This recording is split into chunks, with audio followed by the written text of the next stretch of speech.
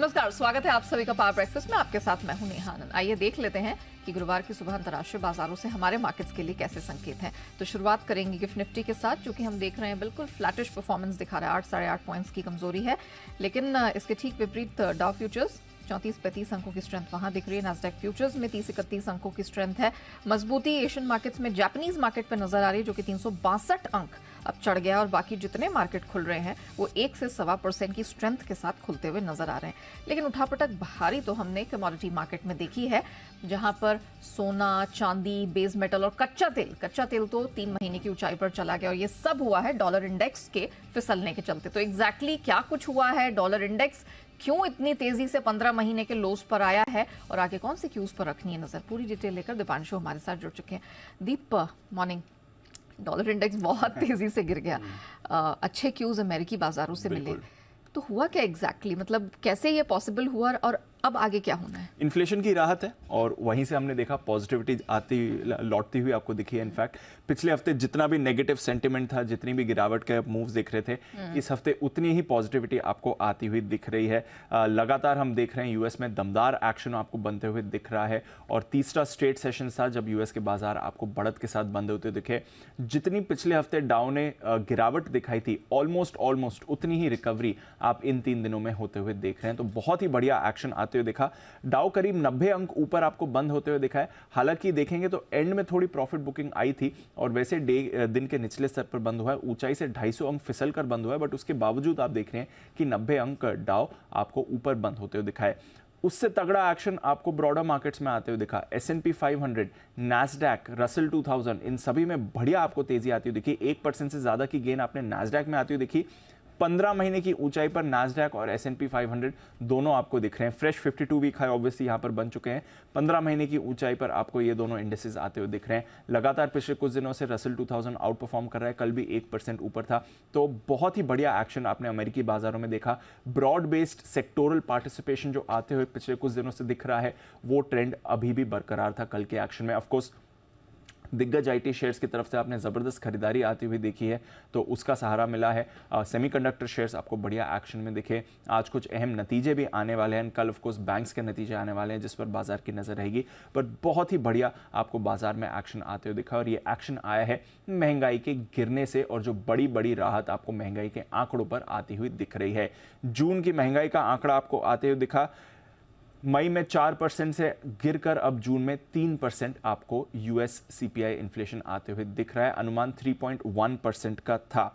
पिछले साल जून 2022 में ही हमने देखा था 9.1% की पीक बनाई थी। वहां से लगातार अब गिरावट का ही ट्रेंड देख रहे हैं, और ये गिर कर जो 9.1% एक साल पहले एग्जैक्टली इसी समय का आंकड़ा था, वो अब गिरकर आपके लिए 3% का हो गया है। यानी कि अगर आप डेटा के लिहाज से देखेंगी तो मार्च 2021 के बाद का सबसे कम आंकड़ा आपको आते हुए दिखा है महंगाई पर। इसलिए बाजार में इतनी बड़ी राहत आई है। सबने एक्सपेक्ट किया था कि महंगाई गिरेगी, बट एक जिस पेस से गिर रही है, दूसरा अनुमान से ज्यादा आपको रिलीफ आते हुए दिख रहा है। पिछले महीने भी हमने देखा था अनुमान से बेहतर आंकड़ा आते हुए दिखा है, इस महीने भी आपने अनुमान से बेहतर ही आंकड़ा देखा है, तो वहां से बाजार काफी खुश हुए हैं। कोर महंगाई अभी भी ज्यादा है, बट यहां पर भी आपने सिग्निफिकेंट रिडक्शन देखा है। 5.3% से गिरकर कोर महंगाई 4.8% पर आपको आती हुई दिख रही है। यहां पर अनुमान 5% का था, तो अगेन अनुमान से बेहतर ये आंकड़ा आते हुए दिखा है। अब इस आंकड़े से आगे की रेट हाइक्स के एस्टिमेट्स में क्या कुछ बदलाव हुए हैं। जो 26 जुलाई को पॉलिसी होने वाली है, उसमें तो सब एक्सपेक्ट कर ही रहे हैं कि 1/4% की आपको हाइक आने वाली। तो 94% लोग मान ही रहे हैं कि 26 जुलाई की पॉलिसी पर तो 1/4% की आपको हाइक दिखेगी ही दिखेगी। बट उसके बाद बाजार अब फिर से होपफुल हो रहा है कि 26 जुलाई वाली हाइक आपकी आखिरी हाइक होगी, और उसके बाद आपको हाइक दोबारा नहीं दिखनी चाहिए। तो वो एक ऑप्टिमिज्म बाजार में बनते हुए दिख रहा है दोबारा से कि शायद ये आखिरी रेट हाइक आपकी होनी चाहिए। तो वहां से आप थोड़ा एक्शन बनते हुए देख रहे हैं। बॉन्ड यील्ड में आपने कल बड़ी गिरावट देखी है। 10 साल की बॉन्ड यील्ड करीब 12 बेसिस पॉइंट फिसली है, 3.9% के नीचे आ गई है। 2 साल की बॉन्ड यील्ड में आपने 15 बेसिस पॉइंट की गिरावट देखी है। तो काफी तेजी से बॉन्ड मार्केट भी एडजस्ट हुआ है इस इन्फ्लेशन डेटा के आने के बाद। आज प्रोड्यूसर प्राइस इंडेक्स डेटा आने वाला है, यहां पर भी गिरावट का ही अनुमान लगाया जा रहा है। तो देखते हैं अगर इससे भी बाजार को डबल रिलीफ मिल सकता है या नहीं। बट डेफिनेटली इन्फ्लेशन के आंकड़ों के बाद से बाजार काफी खुश हुए हैं, और इसलिए आपने इतना जबरदस्त एक्शन देखा है। यूरोप की बात करें तो यहाँ पर 1.5 से 2% की तेजी थी, तो अमेरिकी बाजारों को कल यूरोप ने आउट परफॉर्म किया है। एंड ऑफ कोर्स इस इन्फ्लेशन डेटा की वजह से हमने देखा कि कमोडिटीज और डॉलर इंडेक्स में बड़ा एक्शन हुआ है। जैसे आप बता रही थी 15 महीने के निचले स्तर पर डॉलर इंडेक्स आ गया है, 100 के लेवल के करीब आपको दिख रहा है, तो वहां पर बड़ा एक्शन बन रहा है। हालांकि कच्चे तेल में इसकी वजह से खरीदारी आ रही है, थोड़ा अमेरिकी भंडार गिरने का भी सहारा मिल रहा है। $80 के पार ब्रेंट है, 3 महीने की ऊंचाई पर, 3 हफ्ते की ऊंचाई पर आपको सोना आते हुए दिख रहा है। बेस मेटल्स में कल आपने करीब 2.5 से 4.5% की मजबूती देखी है। तो कमोडिटी मार्केट में अक्रॉस बड़ा एक्शन हुआ है, डॉलर इंडेक्स के गिरने का भी इंपैक्ट हो रहा है, बट इक्विटी मार्केट्स भी काफी खुश हैं क्योंकि इन्फ्लेशन काफी तेजी से गिरते हुए दिखा है।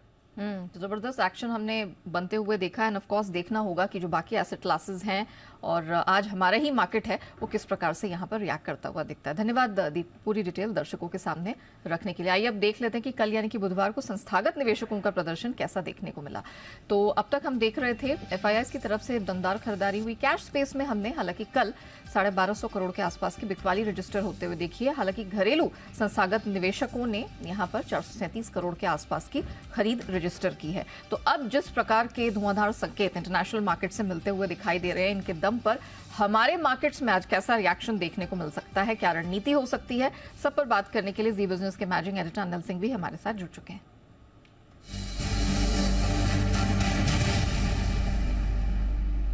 Sir morning. इंटरनेशनल क्यूज को देखते हुए और कल जैसा हमारा प्रदर्शन था, इन सबको आमने सामने रखे तो अब सर कैसे क्यूज बन रहे हैं, आज कैसी तैयारी करनी है, निफ्टी बैंक निफ्टी में कहां रखे नजर? Good morning. नेहा, देखिए संकेत दोनों ही तरह के हैं, कुछ अच्छे हैं तो कुछ कम अच्छे हैं, खराब ज्यादा नहीं है एक्चुअली। पहली चीज तो एक अमेरिका की महंगाई के आंकड़े, अमेरिकी बाजार तो ठीक है, उसमें कोई दिक्कत वाली बात नहीं है। हमारी महंगाई थोड़ी सी बढ़कर आई है उम्मीद के मुताबिक, क्योंकि थोड़ा सा बारिश का और बाकी खाने पीने की चीजों के जो दाम बढ़े हैं उसका असर दिख रहा है, लेकिन इंडस्ट्रियल प्रोडक्शन के आंकड़े ठीक है। अब बाजार के इंटरनल्स के लिहाज से देखें तो एफआईआईज की तरफ से थोड़ी बिकवाली का आंकड़ा है कैश मार्केट में लंबे समय बाद में, तो थोड़ा सा प्रेशर उन आंकड़ों की वजह से। बाकी रिजल्ट्स के लिहाज से अगर आप देखें तो टीसीएस के रिजल्ट्स मिले जुले हैं, एचसीएल टेक के हल्के से खराब है।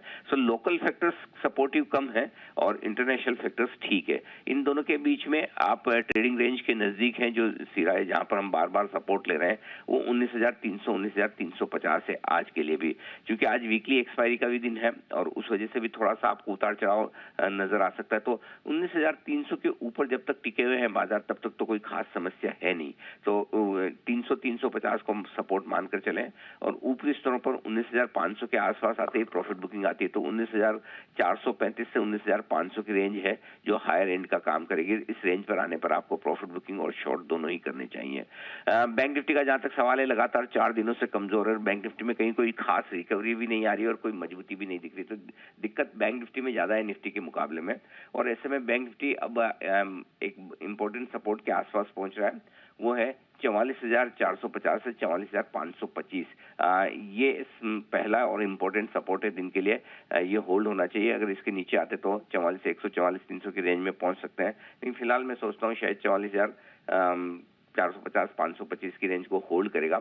ऊपरी स्तरों पर 44,850 45,000 ये पहली रुकावट की रेंज है जहां तक बैंक निफ्टी ऊपर जाने की कोशिश कर सकता है, तो इन लेवल्स पर आपको नजर रखनी है। जी, वैलिड पॉइंट से धन्यवाद हमारे दर्शकों को दिशा देने के लिए। तो क्लियरली जो दायरे का ट्रेड है और उसी में आपको फोकस करके चलना है। 19,300 350 ये एक सपोर्ट वाली रेंज होगी। 19,500 के पास मार्केट एक रेजिस्टेंस रुकावट फेस करेगा और सर ने कैटेगोरिकली कहा है ये प्रॉफिट बुकिंग की भी रेंज होगी और शॉर्ट्स के मौके भी यहां पर आपको नहीं चूकने चाहिए। बैंक निफ्टी 44,450 525 सहारा देने वाली बैंड और ऊपर रुकावट ये झेलेगा 45,000 के करीब और जो बैंड होगी 44,850 से 45,000 के बीच की होगी। आइए अब जान लेते हैं कि खबरों के दम पर किन स्टॉक सेक्टर्स में दिखेगा एक्शन। नतीजों का सीजन यहां ऑफिशियली शुरू हो चुका है, बहुत सारे नंबर्स भी आ रहे हैं। पूरी डिटेल लेकर अरमान हमारे साथ तैयार हो चुके हैं। तो अरमान, वो सीजन आ गया है जब हम आपसे एक नहीं 2 सवाल पूछते हैं। तो पहले तो ये बताइए कि कल कौन कौन सी कंपनीज के नंबर्स आए हैं, कैसे रहे? जी गुड मॉर्निंग। कई सारे स्पेसिफिकली अगर आप देखें तो बड़ी दिग्गज कंपनी के नतीजे हैं, ज़्यादा तो नतीजे नहीं है। सबसे पहले अगर टीसीएस की बात करें तो वहाँ पर जो हमारा अनुमान था उसके मुताबिक जो है वो नतीजे आते हुए दिखेंगे आपको। जो एस्टिमेट्स थे वो भी म्यूटेड ही थे। आय लगभग फ्लैट रही है, अगर आप देखें 0.4%, डॉलर आय भी लगभग 0.4% के आसपास बढ़कर आई है। मार्जिन्स की बात करें, EBIT मार्जिन्स जो हैं वो 24.5% से कम होकर 23.2% पर आते हुए दिखे। हमारा जो अनुमान था वो भी 23.3% के आसपास का था और मुनाफे में लगभग आपको 2.8% के आसपास की गिरावट दिखेगी। हमारा अनुमान 10,900 करोड़ का था और जो मुनाफा आया है वो 11,075 करोड़ के आसपास का जो है मुनाफा आता हुआ दिखा है। और अगर आप ऑर्डर बुक की बात करें तो $10.2 बिलियन है, जहाँ पे इंटरिम डिविडेंड जो है उसकी भी घोषणा करते हुए दिखे 9 रुपये प्रति शेयर के हिसाब से। HCL टेक यहाँ पर जो हमारा अनुमान था उससे थोड़े कमज़ोर नतीजे आए हैं। आय लगभग 1.2% के आसपास गिर कर आई है। डॉलर आय की बात करें वो भी 1.1% गिर कर आई है। मार्जिन्स जो हैं वो 18.2% से गिरकर 16.9% पर आते हुए दिखे हैं। हालांकि जो हमारा अनुमान था वो 18.3% के आसपास का था और मुनाफा में देखें तो मुनाफे में लगभग 11.3% के आसपास की आपको गिरावट दिखेगी। एट्रिशन रेट जो अगर आप क्यू देखें तो 19.5% से कम होकर 16.3% के आसपास जो है वहाँ पर आता हुआ दिखा है। आनंद राठी वेल्थ की बात करें तो नतीजे आपको आय के हिसाब से लगभग आपको 32.6% के आसपास की बढ़ोतरी दिखेगी। एबिटा कामकाजी मुनाफे में भी लगभग 32% के आसपास की आपको बढ़ोतरी दिखेगी। मार्जिन्स जो हैं वो 42.2% से थोड़े से गिरकर 41.9%, 42% के आसपास आते हुए दिखे हैं और मुनाफे में भी लगभग 32.5% के आसपास की आपको बढ़त दिखेगी। और अंत में 5 पैसा कैपिटल की बात करें तो आय लगभग फ्लैट रही है, 0.6% के आसपास जो है बढ़कर आई है। मार्जिन्स में आपको अच्छा खासा इंप्रूवमेंट दिख रहा है, लगभग 21% से बढ़कर 30.3% के आसपास आते हुए दिखे हैं और मुनाफा भी देखेंगे तो 7.4 करोड़ से बढ़कर लगभग 14.5 करोड़ के आसपास जो है आता हुआ दिखा है। ऑलराइट, चलिए, तो ये तो वो बड़े नंबर्स हैं जो हमने आते हुए देखे और उसका विश्लेषण भी कमोबेश अरमान ने आपके पास सामने रख दिया है। अरमान, आज के लिए महत्वपूर्ण ट्रिगर्स कौन से होंगे और खबरों के दम पर कहाँ एक्शन दिखेगा? जी, ट्रिगर्स में जैसा कि आपने कहा नतीजे तो हैं ही सही। निफ्टी में आपको विप्रो के जो हैं वो नतीजे आते हुए दिख सकते हैं। F&O में आपको दिखेगा कि फेडरल बैंक है। कैश में Angel One, Bhansali engineering, polymers, Tata metaliks, इन सब के जो हैं आज आपको जो है नतीजे आते हुए दिखेंगे। IQ लाइटिंग यहाँ पर 50% का जो एंकर लॉक इन है वो खत्म होता हुआ दिखेगा और जो आज हमारे प्रधानमंत्री हैं वो भी अगर आप देखें तो फ्रांस में जो है विजिट है। एक्स डेट के हिसाब से टाइटन का जहाँ पे डिविडेंड है 10 का, एक्स डेट और रिकॉर्ड डेट में HDFC merger with HDFC bank का है। अमृतांजल हेल्थ केयर जहाँ पे बायबैक ऑफ शेयर्स है वहाँ पर भी आप ध्यान रखें। IPO अपडेट के हिसाब से उत्कर्ष स्मॉल फाइनेंस बैंक जहाँ पे बढ़िया रिस्पांस मिलता हुआ दिखा है। अगर डे 1 का अगर आप अपडेट देखेंगे तो ओवरऑल सब्सक्रिप्शन लगभग 4.7x हो चुका है, जिसमें QI भी लगभग 4% है। हालांकि पर रिटेल का हिस्सा अगर आप देखेंगे तो लगभग 13.8 टाइम्स बढ़ता हुआ दिखा है और NII का हिस्सा अगर आप देखेंगे तो वहाँ पर भी 8.3x की आपको दिखेगा कि वहाँ पर सब्सक्रिप्शन मिलता हुआ दिखा है। Q1 अपडेट के हिसाब से प्रेस्टीज स्टेट प्रोजेक्ट्स जहां पर अगर आप देखें Q1 में बिक्री जो है 30% बढ़कर आई है और कलेक्शन की बात करें तो कलेक्शन भी 28% के आसपास, 28% के आसपास जो है वहां पर आपको बढ़कर आता हुआ दिखा है। खबरों के हिसाब से बैंक निफ्टी एक्सपायरी वहां पर अगर आप देखें गुरुवार की जगह बुधवार को जो है निफ्टी बैंक की वीकली एक्सपायरी होगी और अगर आप देखें तो 1 सितंबर से वीकली एक्सपायरी की डेट जो है, डेट के बाद डेट में जो है बदलाव लागू होंगे। और सोमवार को अगर हम मिड कैप की बात करें, मिड कैप की एक्सपायरी होगी। अब सोमवार को जो है मिड कैप की एक्सपायरी होगी, जिसमें 21 अगस्त को सोमवार की पहली वीकली एक्सपायरी जो है वो होगी। पतंजलि फूड्स यहाँ पर अपडेट आता हुआ दिखा है। कंपनी ने ऑफर फॉर सेल जो है वो लॉन्च किया है। फ्लोर प्राइस अगर आप देखें तो 1000 रुपये का रखा है, जो कि अगर आप मौजूदा भाव देखेंगे तो वहाँ से 18.5% के आसपास का डिस्काउंट पर है। 7% तक की जो इक्विटी है वो OFS के जरिए जो OFS में बेचने वाले हैं और उसके अतिरिक्त अगर ज़्यादा अगर एलोकेशंस या फिर ज़्यादा और सब्सक्रिप्शन होता है तो लगभग 2% और अधिक जो है हिस्सेदारी वो बेचेंगे। और OFS 13 से आज और कल, आज जो है अगर आप नॉन रिटेल के लिए और कल अगर आप देखेंगे तो रिटेल के लिए वहाँ पे खुलेगा। हिंडाल्को इंडस्ट्रीज़ और सेंचुरी टेक्सटाइल पर ध्यान रखें क्योंकि महाराष्ट्र के कलावा में स्थित जमीन को बेचने के प्रस्ताव को बोर्ड की मंजूरी मिलती हुई दिखी है। सेंचुरी टेक्सटाइल की जो सब्सिडरी है बिरला एसेट प्राइवेट लिमिटेड जमीन खरीदेगी, उसमें लगभग अगर आप देखें 600 करोड़ के आसपास में जो है ज़मीन खरीदी जाएगी। स्पाइस जेट यहाँ पर प्रमोटर अजय सिंह लगभग 500 करोड़ की जो है पूंजी डालेंगे और कंपनी जो है प्रेफरेंशियल शेयरों से लगभग अगर आप देखें तो 500 करोड़ जुटाएगी। और अंत में लुपिन पर ध्यान रखें क्योंकि नागपुर स्थित ओरल सॉलिड डोज फैसिलिटी में US FDA ने जो है जाँच पूरी कर दी है और फॉर्म 483 के साथ जो है 2 आपत्तियाँ जारी की गई। ऑलराइट, चलिए, तो ये वो स्पेस है स्टॉक्स और सेक्टर्स जिन पर आपको रखना है फोकस, क्योंकि यहाँ पर खबरों के दम पर कुछ एक्शन डेफिनेटली देखने को मिल सकता है। आइए अब एक्सपर्ट्स की क्या राय बन रही है वो भी जान लेते हैं और पूरी डिटेल्स में बात करने के लिए आनंद राठी शेयर्स के मेहुल कुठारी हमारे साथ जुड़ चुके हैं। मेहुल जी, गुड मॉर्निंग, बहुत स्वागत है। पहले तो IT स्पेस पर फोकस कर लेते हैं क्योंकि कल TCS ने अनुमान के मुताबिक नंबर्स जारी किए, लेकिन HCL टेक ने निराश किया है। मैं चाहूंगी कि दोनों कंपनी में चार्ट एक्शन कैसा रह सकता है, कैसे स्ट्रेटेजाइज करना है आज के बाजार में, ये बताइए।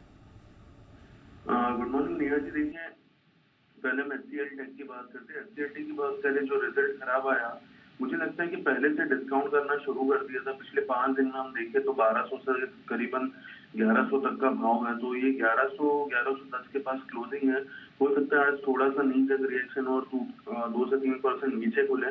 अगर 1050 नहीं टूटता डाउन साइड पर तो एक बाइंग अपॉर्चुनिटी हो सकती है, पर अभी से उस पर कंफर्मेशन में नहीं दे सकता, बिकॉज ओपनिंग कहाँ होगी ये कहना मुश्किल है। बट ऐसा लग रहा है स्ट्रक्चर देखकर कि गैप डाउन अगर हुआ, छोटा मोटा गैप डाउन हुआ, मेजर गैप डाउन नहीं हुआ, तो एक बाइंग अपॉर्चुनिटी मिल सकती है। रही बात टीसीएस की, तो टीसीएस का शेयर थोड़ा सा साइडवेज है। HCL टेक ज्यादा बेटर था। टीसीएस में इतना कुछ खास ऐसा देखने को नहीं मिल रहा कि बाइंग होगी या नहीं होगी। जब तक टीसीएस 3350 नहीं निकलता तब तक इसमें फ्रेश बाइंग नहीं करनी चाहिए, बिकॉज एक रेंज में टीसीएस ट्रेड कर रहा है। 3350 के ऊपर वो रेंज का ब्रेकआउट आएगा, तो जब भी वो ब्रेकआउट आएगा तभी ही टीसीएस में फ्रेश बाइंग करेंगे। साथ ही मैं चाहूंगी फेडरल बैंक पर भी अपना व्यू दीजिए। एफएनओ स्पेस में आज इसके भी नतीजे जारी होने वाले हैं दिन के दौरान। देखिए, फेड बैंक की बात करें तो रिसेंटली बहुत ही बढ़िया रैली हमने देखने को मिली। 121 से 122 के आसपास से 134 135 तक आ गया, बट ये उसके अपर रेंज में आ गया। ये रेंज में ट्रेड कर रहा था 120 और 140 की रेंज में, अभी अपर रेंज पर आ गया। तो मुझे लगता है कि बहुत ही डिफिकल्ट होगा उसके लिए फिलहाल के लिए 140 का हाई निकालना। जब तक अगर कोई फायरवर्क्स रिजल्ट में नहीं देखने मिलते तो ये 140 का लेवल नहीं निकाल पाएगा, और इसी लेवल के आसपास से 2-3 रुपए ऊपर नीचे से थोड़ा बहुत प्रॉफिट बुकिंग आ सकता है फेड बैंक में। ये बताइए, इस मार्केट में आपको क्या पसंद आ रहा है? देखिए, 2 स्टॉक है जो हमें अच्छे लग रहे हैं। पहला तो है रेलटेल। रेलटेल में कल एक स्ट्रॉन्ग ब्रेकआउट आया है, 137 के आसपास ये ट्रेड कर रहा है। शॉर्ट टर्म में इसको बाई करना है। 129 के स्टॉप लॉस है और इसका टारगेट रहेगा 152 का। दूसरा स्टॉक फिर से आज भी मुझे लग रहा है कि माइनिंग स्टॉक में थोड़ा बहुत ट्रैक्शन रह सकता है, तो कल जो लोग बाई नहीं कर पाए NMDC, उनको शायद आज बाइंग करने का मौका मिलेगा। तो NMDC में बाइंग की सलाह। छोटा स्टॉप लॉस 160 रुपए का स्टॉप लॉस और अपसाइड टारगेट 122 का। ऑलराइट, धन्यवाद मेहुल जी वो पूरी डिटेल हमारे साथ शेयर करने के लिए। तो रेलटेल पसंद आ रहा है, यहाँ पर 152 के टारगेट के लिए 129 के स्टॉप लॉस के साथ करे खरीदारी, और सिमिलरली NMDC 107 के स्टॉप लॉस के साथ करे खरीदारी 122 के अपसाइड टारगेट के लिए। आइए अब जान लेते हैं कि कमोडिटी बाजार में आपको क्या रणनीति अपनानी है। IIFL सिक्योरिटीज के अनुज गुप्ता हमारे साथ जुड़ चुके हैं। अनुज, गुड मॉर्निंग। जबरदस्त एक्शन कल हमने बीते सत्र बनता हुआ देखा है कमोडिटी मार्केट में। शुरुआत कर लेते हैं सोने चांदी के साथ। चांदी 2500 रुपए की स्ट्रेंथ लेकर बंद हुई है, महीने भर की ऊंचाई पर है इंटरनेशनल और घरेलू बाजार में। अब 73,600 के ऊपर जो बंद हुई है, आज क्या एक्सपेक्ट करके चले? Neha ji, good morning. देखिए, इंपॉर्टेंट है कि जो डॉलर इंडेक्स है वो 15 महीने के निचले स्तरों पर आता हुआ दिखाई दिया है, तो उससे काफी हद तक गोल्ड और सिल्वर को सपोर्ट मिला है। तो जिस तरीके से कल यूएस का डेटा है इन्फ्लेशन का, वो भी एक सपोर्टिव फैक्टर रहा। तो हमें लगता है कि जो अब गोल्ड सिल्वर रैली पकड़ी है, ये अभी एक कंटिन्यू रह सकती है। गोल्ड अगर देखें तो करीबन $1960 के आसपास है, सिल्वर $24 के ऊपर सस्टेन कर रहा है। तो हमें लगता है कि जो ट्रेंड है वो यहाँ पर पॉजिटिव है। कल सिल्वर में अच्छा मोमेंटम देखने को मिला। इनफैक्ट कल हमने सभी इंडस्ट्रियल मेटल्स में एक अच्छी खासी रिकवरी आते हुए देखी। तो हमें लगता है कि ये रैली कंटिन्यू रह सकती है। डॉलर इंडेक्स की जो वीकनेस है ये काफी हद तक सपोर्टिव है, तो यहाँ पे खरीदारी की सलाह रहेगी। सिल्वर में करीबन 73,300 में खरीदारी करें। 72,500 का स्टॉप लॉस लगाए। टारगेट हमें लग रहा है कि जल्दी ही 74,500 से 75,000 तक देखने को मिल सकता है, और इंटरनेशनल मार्केट में करीबन $24.5 के लेवल सिल्वर में देखे जा सकते हैं। गोल्ड पर अब क्या रणनीति अपनाएं? आज 60,000 के पार, and is it here to stay? या definitely it's here to stay, क्योंकि जिस तरीके से डॉलर इंडेक्स में वीकनेस आई है वो एक काफी सपोर्टिव है गोल्ड के लिए। डेटा भी खराब आया है यूएस का, वो भी एक अगेन एक सेफ हेवन डिमांड के तौर पर आता हुआ दिख रहा है। तो हमें लग रहा है कि गोल्ड के अंदर भी खरीदारी का ट्रेड लेना चाहिए। 59,000 में खरीदारी करें। स्टॉप लॉस 58,800 का लगाएं। टारगेट ऊपर में 59,500 तक हो सकता है, और इंटरनेशनल मार्केट में $1970-1975 तक के लेवल देखने को मिल सकते हैं। गोल्ड भी अगर देखें तो इंटरनेशनली करीबन 3 हफ्तों के हाई पे आता हुआ दिखाई दिया है। तो मोमेंटम गोल्ड में रिकवर हुआ है लोअर लेवल से, तो डेफिनेटली मुझे लग रहा है कि अपसाइड मोमेंटम कंटिन्यू हो सकता है गोल्ड में भी। ओके, कच्चा तेल बहुत बड़ा मूवमेंट दिखाया। 3 महीने बाद हमने इसे $80 के पार निकलते हुए देखा। सवाल यही है कि यहाँ से क्या स्ट्रेंथ की ट्रेजेक्टरी जारी रहेगी? 6200 के ऊपर घरेलू बाजार में क्या करें? और देखिए, $80 के आसपास आ गया है ब्रेंट, और ऊपर में मुझे लग रहा है कि एक बार 82 तक के लेवल दिखा सकता है। तो कहीं ना कहीं जो ट्रेंड पकड़ा है क्रूड ने वो थोड़ा कंटिन्यू है। जिस तरीके से 6200 के ऊपर क्लोजिंग किया है वो काफी टाइम के बाद इसने क्लोज किया है। मुझे लगता है कि अभी कंटिन्यू रह सकती है रैली, और ऊपर में करीबन 6350 6400 तक के लेवल आ सकते हैं। तो करीबन अगर डिप मिलता है 6150 के आसपास तो खरीदारी करें, 6000 का स्टॉप लॉस लगाएं। टारगेट में 6350 से लेकर 6400 तक के लेवल देखे जा सकते हैं। इंटरनेशनल मार्केट में एक्सपेक्ट कर रहा हूँ कि एक बार अगेन $82 तक के लेवल यहाँ पर आ सकते हैं। तो क्रूड का भी ट्रेंड पॉजिटिव है, तो यहाँ पर भी बाय ऑन डिप्स की स्ट्रेटेजी रहेगी। और बेस मेटल्स में क्या किया जाए, क्योंकि कल हमने देखा सभी 3-3 हफ्ते के हाईस पर ट्रेड करते हुए दिखाई दिए, वापस 8500 के ऊपर एलईएमई पर कॉपर आया है, तो क्या किया जाए? देखिए कॉपर में भी अच्छी रिकवरी जैसा हम एक्सपेक्ट कर रहे थे कि एक अच्छा बाउंस बैक बेस मेटल में रहेगा, तो वही ट्रेंड यहाँ पे कंटिन्यू होता हुआ दिखाई दिया है। तो मुझे लगता है कि बेस मेटल में copper, zinc, aluminium, even lead के अंदर भी कल हमने अच्छा मोमेंटम आते हुए देखा। तो सभी चारों बेस मेटल में अच्छा खासा मोमेंटम है और ये कंटिन्यू आज के लिए भी रह सकता है। तो खरीदारी की सलाह रहेगी। पर्टिकुलर आज के लिए मुझे लगता है कि जिंक में खरीदारी का ट्रेड बना सकते हैं, करीबन 216 के आसपास 213 का स्टॉप लॉस लगाया, टारगेट 220 तक आ सकता है। और एल्युमिनियम अगेन कोशिश कर रहा है बाउंस लेने की, कल अच्छी रैलीज में बनी, तो एल्युमिनियम में 199 में खरीदारी करें, 197 का स्टॉप लॉस लगाएं, टारगेट 202 रुपए तक देखा जा सकता है। वेरी वेल, तो बेस मेटल्स में भी अच्छी स्ट्रेंथ रहेगी एंड ऑफ कोर्स कच्चा तेल $82 इंटरनेशनल मार्केट में, और सोने चांदी में भी जो स्ट्रेंथ है वो जारी रहने वाली है। धन्यवाद अनुज जी, पूरी डिटेल हमारे दर्शकों के सामने रखने के लिए। आइए फोकस करते हैं FIR यानी FI इन्वेस्टमेंट रिपोर्ट पर और जान लेते हैं कि फॉरेन ब्रोकरेजेस की नजर आज कहां है। अरमान पूरी डिटेल लेकर हमारे साथ जुड़ चुके हैं। अरमान, ओवर टू यू। जी बिल्कुल, कई सारे ब्रोकरेजेस रिपोर्ट आती हुई दिखी है, जिसमें सबसे पहले अगर आप बात करें JP मॉर्गन की TCS पर जो पे अंडरवेट है वो मेंटेन कर रहे हैं, पर टारगेट जो है वो यहाँ पर घटा रहे हैं, 2700 से घटाकर 2650 का कर रहे हैं। वहीं जेफरीज अगर TCS पर देखें तो वो होल्ड जो है वो मेंटेन कर रहे हैं और टारगेट जो है वो यहाँ पर वो थोड़ा बढ़ा रहे हैं, 3440 से बढ़ाकर 3450 का कर रहे हैं। वहीं अगर आप बात करें जेफरीज की SCL टेक्नोलॉजीज पर जो रिपोर्ट है वो मेंटेन कर रहे हैं होल्ड को, पर टारगेट जो है वो अगर आप देखें घटा रहे हैं, थोड़ा सा घटा रहे हैं, 1210 से घटाकर 1205 का कर रहे हैं। जेफरीज की संवर्धन मदरसन इंटरनेशनल पर रिपोर्ट है, डबल अपग्रेड कर रहे हैं, होल्ड से बाय, और टारगेट जो है वो भी अच्छा खासा बढ़ा रहे हैं, 70 से बढ़ाकर 115 का कर रहे हैं। अगर मौजूदा भाव देखेंगे तो भी 93 के आसपास का है। HSBC की HDFC लाइफ पर रिपोर्ट है, अपग्रेड कर रहे हैं वो बाय, रेड्यूस से अगर आप देखें तो बाय पर अपग्रेड कर रहे हैं और टारगेट जो है वो भी बढ़ा रहे हैं, और टारगेट अगर देखें अच्छा खासा बढ़ा रहे हैं, 485 से बढ़ाकर 800 का टारगेट जो है वो कर रहे हैं। वहीं HSBC की अगर आप देखें ICICI प्रूडेंशियल लाइफ पर जो रिपोर्ट है वो भी अपग्रेड कर रहे हैं, रेड्यूस से जो है अपग्रेड करके बाय कर रहे हैं, और टारगेट जो है यहाँ पर भी वो अच्छा खासा बढ़ा रहे हैं, 392 से बढ़ाकर 715 का टारगेट कर रहे हैं।